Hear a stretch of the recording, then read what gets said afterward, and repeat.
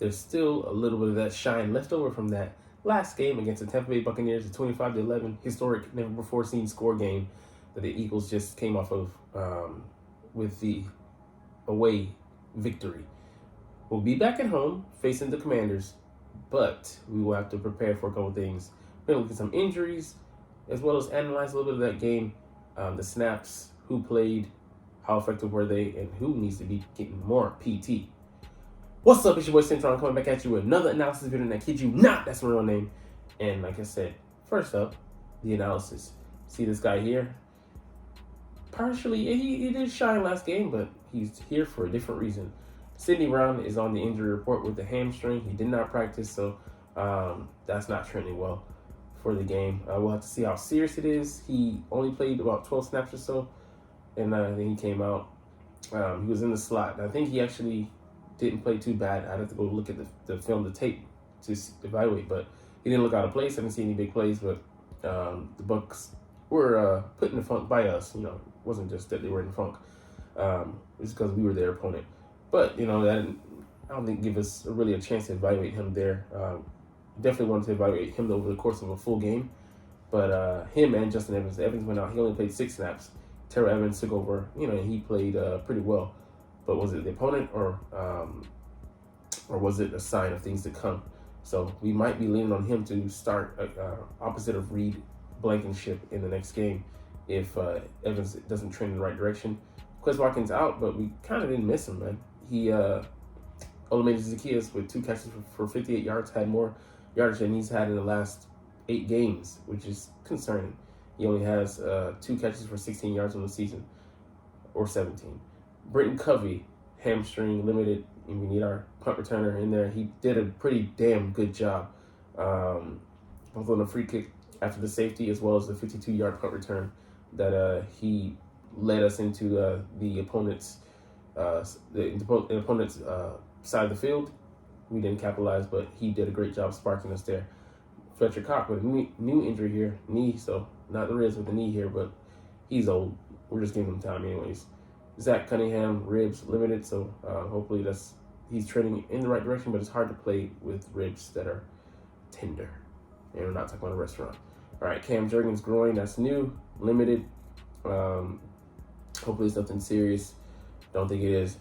Landon Dickerson, he left the game with a knee contusion, but he was a full go at practice, so that's a very positive sign. And Boston Scott didn't play last game. Playoffs, he might have, pushed to play, but he's not in control of his concussion diagnosis. But he looks to be a full go. Looks to be fully recovered.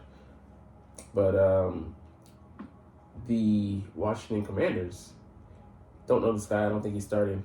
He very well could be, but either way, he doesn't matter. Foot limited. Chris Rodriguez, don't even know who he is. I think he might be the 4th running back. Illness limited. Logan Thomas limited from a concussion. He's a decent tight end.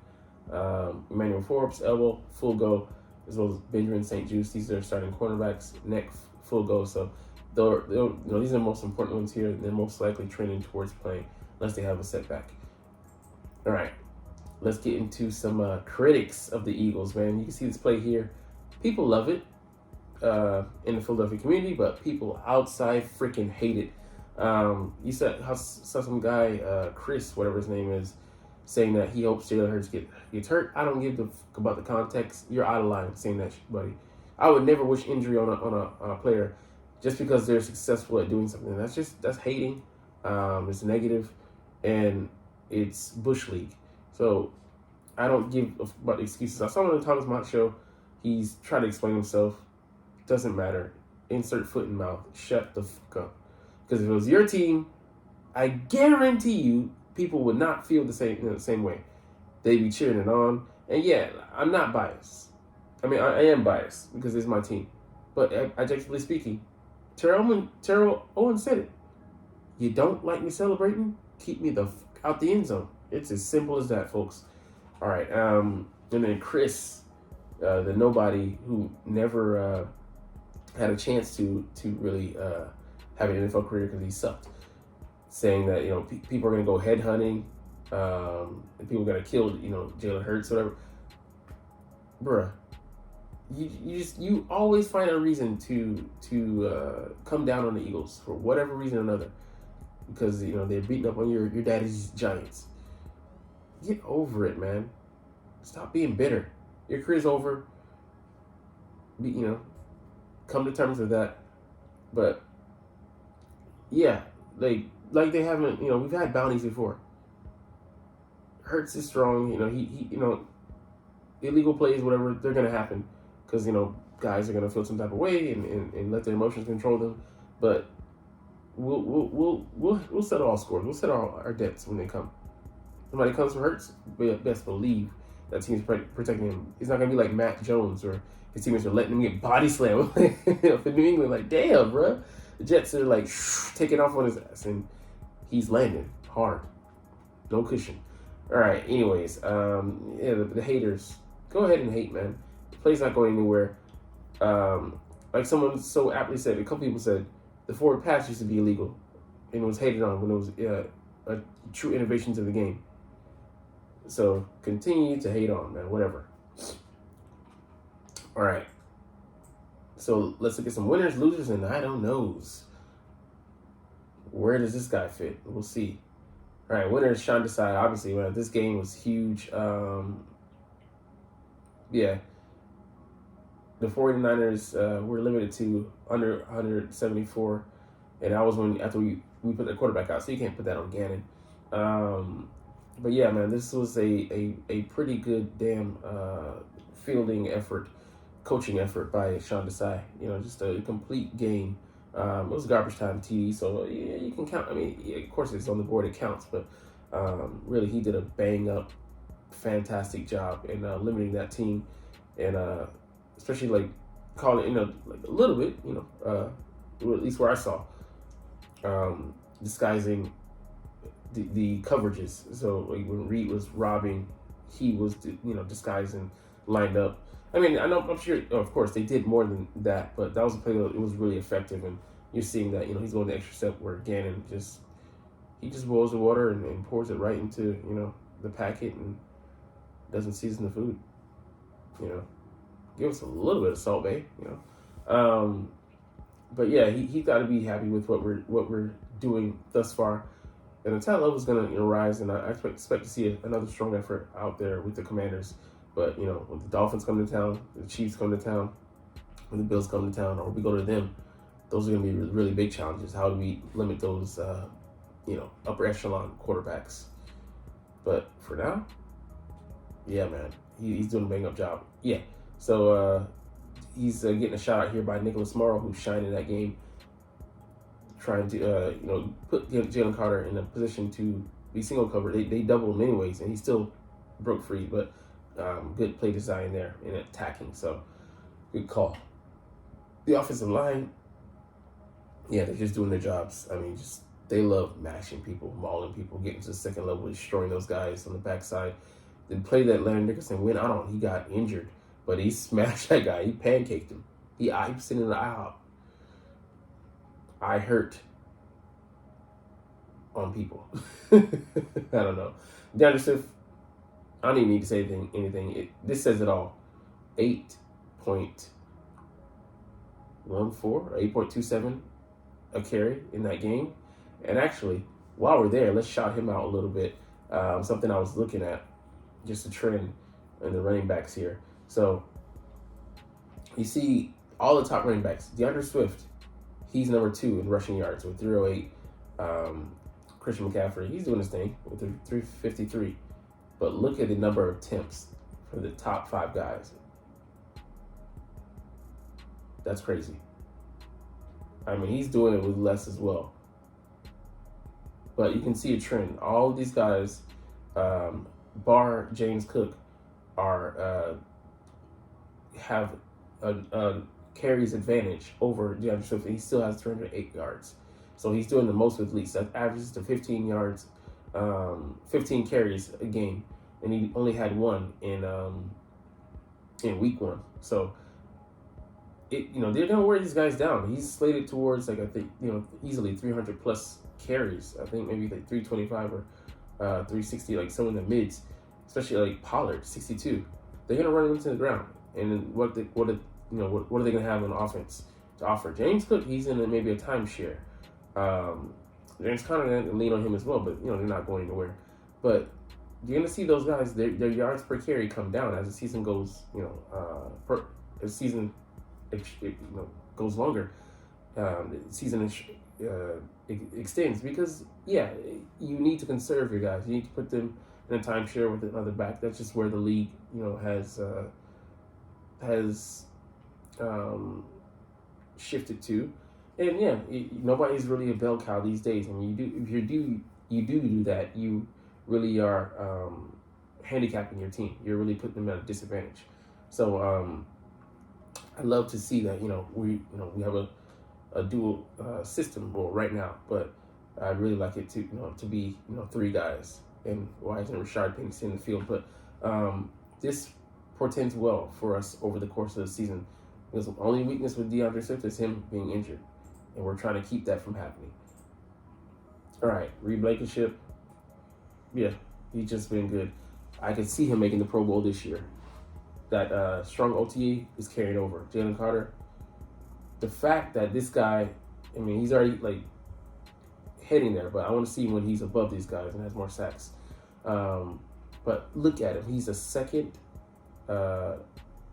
highest pressuring D tackle in the league.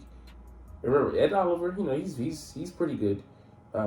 Still not in the upper echelon. Jonathan Allen, I would rank in that tier 2 or close to tier 1. Quinn Williams, tier 1. Javon Hargrave, tier 1. He's behind his replacement. But the guy's a rookie. He's in his first freaking year. So that says a lot about, just the man among boys he looks to be. 31.3% pressure rate and 24.5 on the season. He is balling. So Defensive Rookie of the Year votes so far, but we're not even outside of the first quarter. We got to see what happens if teams start to really game plan for him, really try to scheme to double team him on the regular. But you have guys he's next to. It could be Fletcher Cox. It could be Milton Williams. It could be Jordan Davis. They're not going to be able to do that over the course of a full game. So he's going to get some one-on-ones, and he's destroying those, which is crazy because, like I said, he's just in his first inaugural year. But it's funny, right behind him, he's our highest-rated defender, which is crazy, like I said, because he's rookie. You know who our second highest-rated defender? This guy, Jordan Davis, and he's only in his second year. And he's the sixth highest-graded interior guy.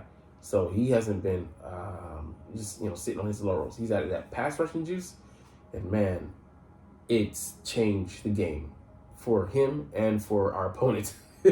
So I mean, it's crazy that direction that he's trending in. But these guys are all on snap counts. We need them to conserve their power, not just for the long run, but for to not blunt their impact. Man, Olamide Zaccheaus, he needs more snaps. He saw 0. I think he saw 0 targets in the first 2 games, but got 3 last week. This past week. So like I said, I've been saying this ad nauseum. A third receiver, a true wide receiver 3, that can be a little bit of a threat, opens up this offense. Quez maybe needs to take his back seat. If Oz is more effective, that's the hand we need to be going with, or I should say the hands. A.J. Brown, nothing needs to be said. He was key in the offense and just fighting his yards after the catch. And then Jalen, this is underrated. Him putting him in positions to make moves after the catch so that he can be, that shifty yak monster that A.J. Brown is. Can you believe this? Nicholas Morrow, PFF's 13th highest graded linebacker of the season. Who saw that coming? The guy coming off the practice squad. And he plays in front of a great bunch of D tackles, but he is wearing the green dot. Without him, it might be a little bit of a mess at linebacker more than it is. We're decent. But if he can continue to trend in this direction, he might make a case to get more extended playing time and put us in a decent position without our next up guy, N'Kobe Dean. So I don't know. We'll see how he is when he comes back. But I gave him up for dead because he had a horrible training camp. But he's proven that he belongs here, and I'm glad that we kept him on the practice squad. Smart move, looking like a smart move to have kept him around. About Howie, Britton Covey already spoke to that. Explosive, explosive, explosive. All right, so yeah, haters. We already talked about them. The rest of the NFC East took a loss last week, not just this L, they took an actual L. So nobody outside the Eagles won. Jalen Hurts, yeah, he was sick. He was under the weather, but yeah, we got to be better, and that's bars. But yeah, he hung in there on the Oz touchdown. That was great. But what was he seeing on the? For me, like he was here, and then Swift was here, and he was cutting inside, and yeah, he was cutting towards the guy, but he was a couple yards away. If Jalen puts it on him, he can make the catch and then maybe cut up field or make a football move and try and avoid. I mean, I think he avoids contact, but having him just sit here, the guy, I think he was there. So if he caught it, he might have taken an impact and dropped the ball, or maybe the ball pops up into the air. So that was risky. But Hurts throwing it there, thinking he was going to break outside. I saw that as the inside. So that's just the way I saw it. But I don't know what he was seeing there, and then throwing it to the double coverage, like I said, just taking chances. And he's had I think 4 interceptions this year. So already 2 away from what he had last year, all of last year. So he needs to take better care of the football. We need to look at it and analyze, because teams are dropping 8 in the box, but they're forcing us, like I said, to play the short game. But we need to be patient, and we're getting impatient, and that's the difference right now. Because these numbers, DVOA and passer rating and EPA, they're low. They're not befitting of the 4th highest paid quarterback like they're saying here. But I do believe in Hurts. I believe we'll iron those out. I just believe we're extremely rusty and we're pressing. So not a good mix there. All right, we're going to look at the snap count here, guys. We're seeing that, like there was a stat. I mean, we'll get to it in a second. But that tells a story that, man, this guy, he needs the snaps. And this guy here, he's not. He's looking average out there, which is why he's it's justified not giving him snaps. Like I said, give this guy more snaps. He played 44. He needs to be targeted more. He needs to be more part of the game plan moving forward for us to really truly open up as an offense. Suopeta played decent. And, having one piece having one piece missing on the offensive line doesn't portend bad. Brandon Graham having a limited number of snaps, and then Hassan Reddick, he's been effective. He's just not getting there. He really has to get that thumb issue ironed out. Noel Smith, he showed a little bit last night, peeling back, showing awareness to be aware that where the quarterback is and popping the hell out of Baker Mayfield, hurting him a little bit and hit him on that turf. Didn't really notice Williams last night, but he was solid. Marlon getting that sack, nice. Contagious didn't notice, but 4 snaps, not really a chance to be that effective. But Nicholas Morrow playing, man. Zach Cunningham, he was doing nice, filling those run assignments. Christian Ellis, I don't really know when he's in the game, but he couldn't play that bad. Like I said, Terrell Edmonds, obviously he played solidly, but I really want to know if it was the opponent. Not really next week. It would be opponent after that. When you're facing like a better quarterback like Matt Stafford, and then after that, I think it might be the Dolphins week 6. I'm trying to think. Forget. But Josh Jobe, the more he plays, the more experience he gets, the better he's going to be. I would love to see this guy more in the slot because he's aggressive and he's fast. And saw the recovery speed last week. And I was like, that touchdown, Mike Evans, he fought through the play, similar to Terrell Edmonds in the Vikings game, and came through clutch. Justin Evans, hope he's okay. I think him and Reed are a solid safety tandem. But let's get into these power rankings. So the Happens is 4th. We need to be more creative in the red zone. Like I said, there's ways we could highlight guys and use their skills, whether it be their height or their route running ability, to get them open and just not try to bully our way into the end zone. I mean, if it's 3 yards and out, okay, tush push. But I just want us to have more avenues to attack, to add more versatility. and to add layers to what the defense has to filter through, not just be able to key in. Okay, they're doing one, two, or three things. Give them a gamut.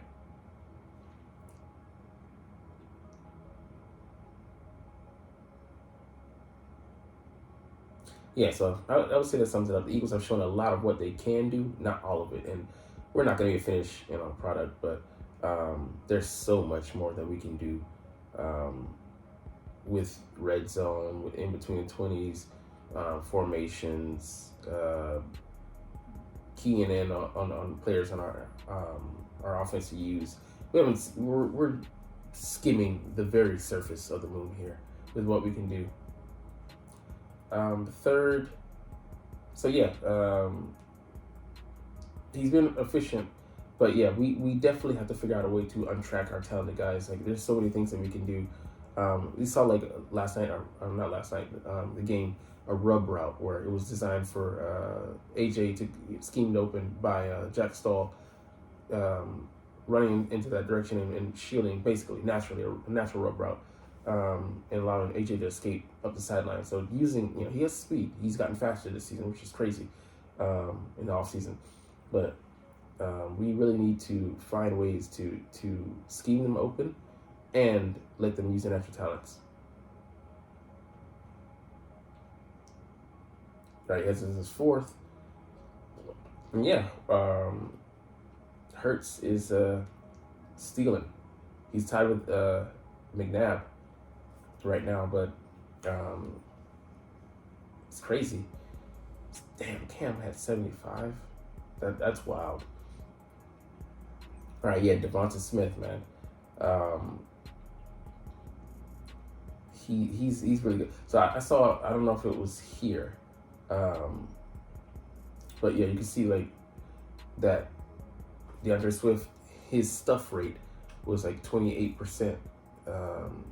Which is like, really low. And for Gainwell, it's like 50% or something like that. So you really see the difference in the game that, like, Devontae is being effective. I mean, not Devontae, sorry. DeAndre is being effective when it's just it's different when he's on the field. And then it's pedestrian when Gainwell's in there. He's not really being a slasher. He's not making the cuts like he did in the playoffs. We're not getting playoff Gainwell. We're getting everyday Gainwell, which is not good. But yeah, he's saying that, we can do a lot better. So he's believing that potential. Like, we're still knocking out the rust, not firing all cylinders. Yeah, we're going to hit that stride. And yeah, A.J. Brown got on track. So I think you feeding him, not necessarily purely make the offense run through him, but it has a great effect. Yeah, we're dominant. Yeah, I agree. So anyways, we're going to get out of here with that, man. I would say our aggregate is between 2 and 3, like 2.5 or, something like that. But, yeah, I still have us as, you'd have to say, until you beat us, I can't put the 49ers above us. I had them at 2 as number 1, but we're underwhelming right now. We're playing underneath our talent level. We'll get there, though. But you're not even watching, though. It's all good, because I love making these videos. I love talking about the Eagles. So we're going to get up out of here. But as always, it's fly, Eagles, fly, and let's motherfucking go. Like, comment, share, and subscribe Thanks for watching. Check me out at Cintron Anime, Cintron Life, or Cintron Laughs, or other social media.